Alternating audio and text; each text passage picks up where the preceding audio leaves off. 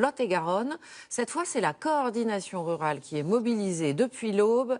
Les agriculteurs dénoncent les prix trop bas pratiqués par la grande distribution. Leurs représentants seront d'ailleurs reçus lundi à Matignon. Et dans cette région, il n'y a pas que les éleveurs qui protestent.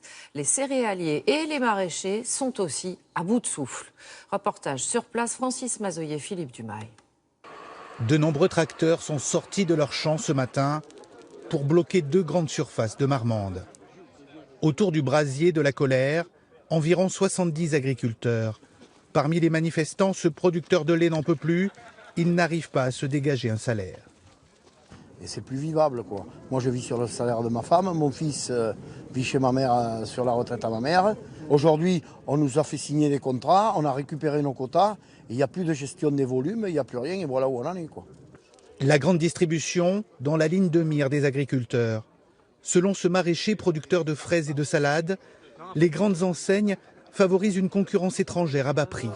Il ne faut plus qu'on transporte les produits d'ailleurs alors qu'on peut les produire sur place. Mais ces gens-là, là derrière, ils s'en foutent. Ce qui est important, c'est le business qui compte, c'est tout. Ils n'en ont rien à foutre des gens qui crèvent là.